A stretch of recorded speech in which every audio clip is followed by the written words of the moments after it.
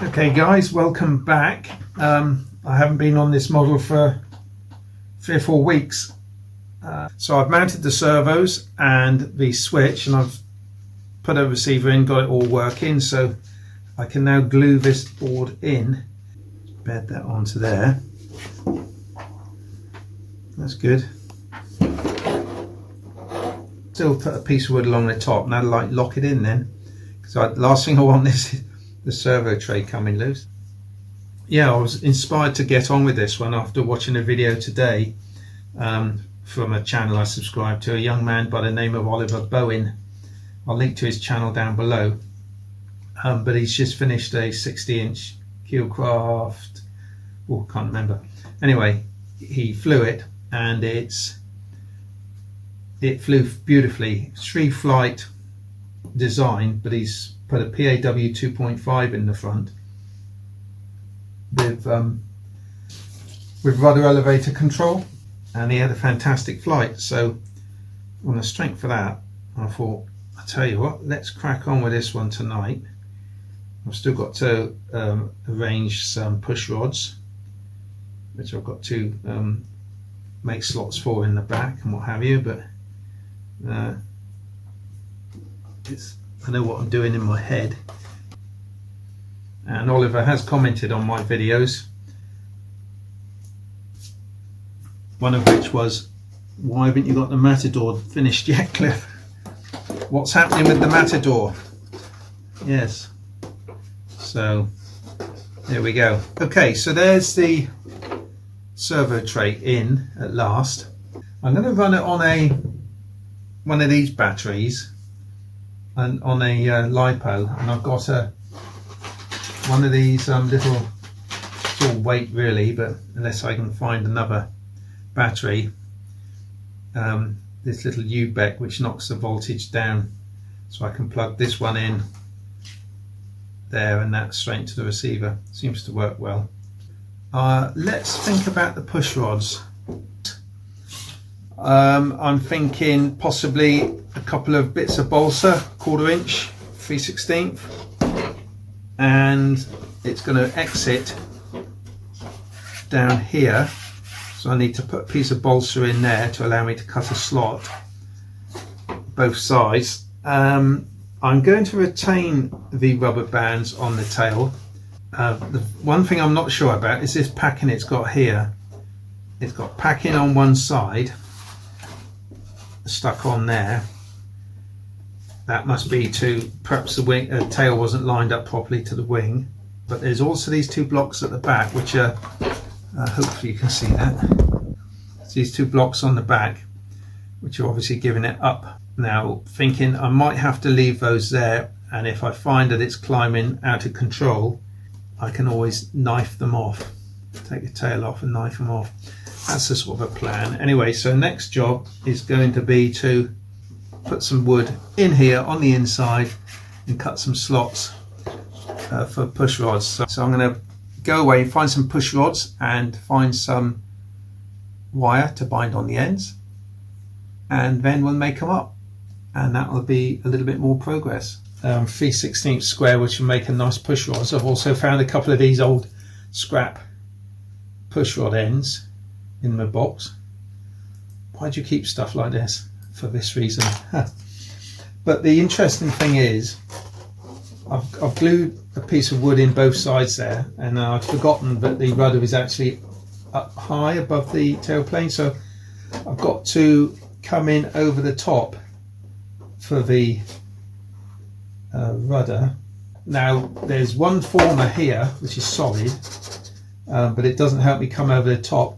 But I've got tissue here. I'm thinking if I cut through here quite a long way back, no, say halfway back, peel it open, hold it open with a bit of sticky tape, so I don't particularly want to crack this paint if I can help it, fit a bit of wood here, and then I've got something for the push rod to come out of. In fact, it's going to have to be quite deep, so probably halfway, and then once it's stuck in, I can stick that back down and cut a slot. My other option is to make a hole through this bulkhead, which isn't going to be easy. I've got the piece of dowel to keep the tailplane in place here, for the band. So I think I'm going to go just in here. So without further ado, let's make an incision. I've made a decision to make an incision. Okay, this is like cutting into an old master, you know, separating it from the frame.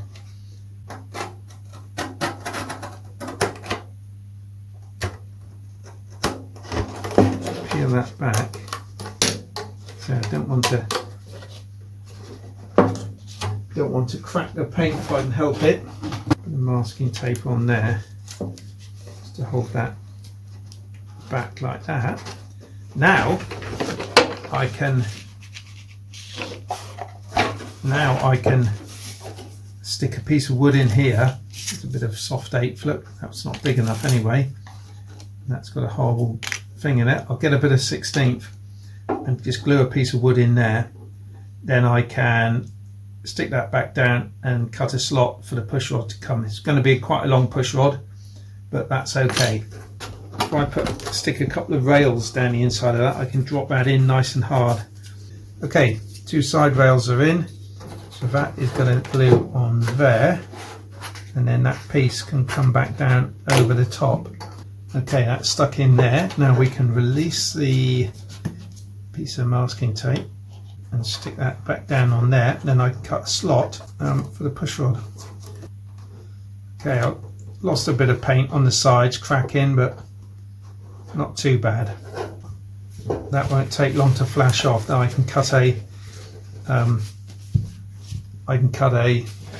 slot in the top there now for the push rod to exit. I'm going to stitch that onto there. While I'm waiting to stitch it, I'll just put a little bit of super glue on there, and that will get it sticking. Then I'll bind it. Let me just plug this in. You can see these moving.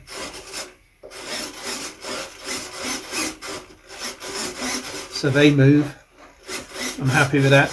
When I'm happy that the tail plane is at the right angle, because someone's put a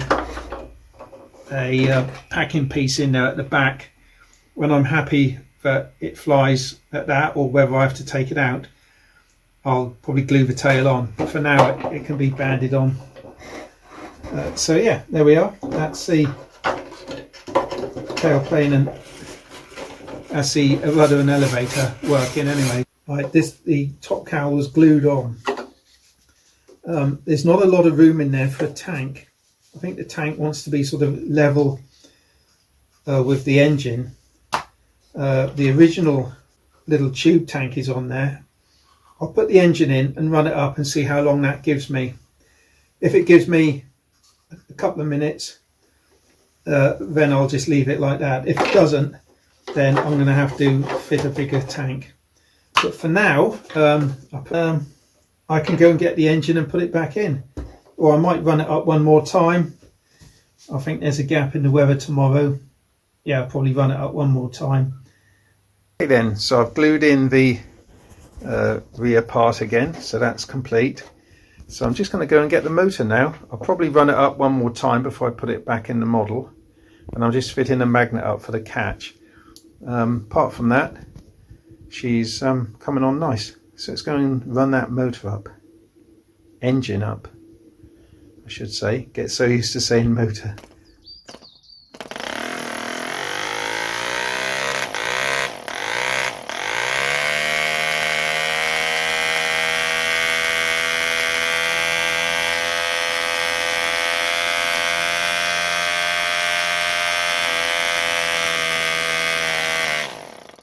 This is a proper control line tank. Looks in good order. Ah, it's a Keelcraft. Look, it's got KK stamped on it. Wow, that's cool. So the reason it's angled is so it's the centrifugal force takes all the fuel up to there. It would mount that way up, I suppose. And the fuel pipe could come around the side of the engine. I'm just wondering now if it could just sit there like that. That's a really solid, it can't go anywhere then.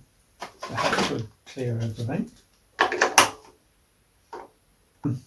Okay, maybe that tank will do. Let's see. The pickup is directly behind the cylinder head, and I think it's actually short of putting the pipe in the side, which is an option. Might be able to do that and block that one up, take it out, put it in the side. So one of these will be the filler, and that can come up through the top vent. Let me play around with this, guys, and I'll come back to you when I've got a decision made. The pipe I took out did go right to the back corner. That's the centrifugal force forcing the fuel up and back. But I'm going to tap straight out the bottom. But this pipe is too long. But I noticed that the end of the pipe has had a little saw cut go down through to it. That must be to aid picking up fuel in the back of the tank. So that'll work for me now. Obviously I can't put it all the way up because it's going to only empty to that point, so I'll just make it just long enough just to go inside, and once I've soldered in I'll cut it off because it's going to be difficult to solder it in if it's just a little short stub. And I'm going to try and put a little bit more solder around there just for peace of mind. I think it might be okay, but just for peace of mind.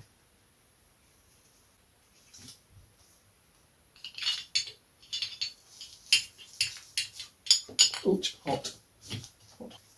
Looks pretty good actually, I've got to say. Doesn't look like there's any holes. It's got to flow, otherwise it's just lumps of glue basically around it before it doesn't come out anymore. Right, now let's listen. Oh, can't hear any slopping in there, so that must be right down on the edge, which is great. Okay, so what I can do now, guys, is to cut that brass pipe down a bit, say 1/4 inch, maybe slightly longer. Then I can mount that in the aeroplane, and I'll have a filler pipe on one side, and as soon as it spills out, well, I'll put 2 pipes on, so when it comes out of the pipe opposite to what I'm putting in, and put it in one side, when it comes out the other side I know it's full, and away I go, and I've got a nice full tank. Excellent, that's good. Oh, I've cut the end off, checked it for air leaks, rinsed it out, and that's my converted or adapted tank, and I'm going to put it sort of in there, not on the magnet, but in there somewhere. Whether I leave it on the top like that, which I think would work because I don't want the pickup to be too far below the engine. Let's just see if it will fit. It's a good idea, isn't it? There you go. The tank's, it holds itself actually, so I think I can bolt the engine back in. Okay, so what I've done is I pushed the tank into the back there, just pop the engine back in, and I'm tightening up the probably 6BA, something like that, or 8BA. I've forgotten the BA sizes, one of the two. I'll put some thread lock on, so I'm just going to just pinch those up, no more than that. So that's that done. That's the engine back in. I'm going to put the spinner back on because I rather like the big red spinner on the front.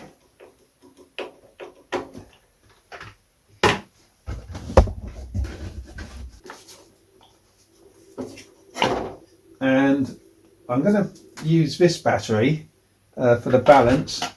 The CG is about 1 inch in front of this former, and to balance I need a fairly hefty battery, so that one there, and it goes just inside the cockpit. I've put some Velcro on the dashboard, and I know it's a big ugly battery to look at, but CG is more important than looks. I can't quite reach. Anyway, that'll plug in there, then I've got an on-off switch to power it up, so that battery will probably last me a week for just 2 servos running off of it.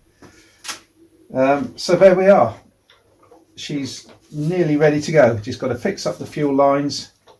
I want to leave that on because it's kind of sweet, historical as well. So guys, thanks for watching, and if you want to be sure of seeing the maiden flight, hit the little subscribe button. I was told this model was actually built by David Boddington.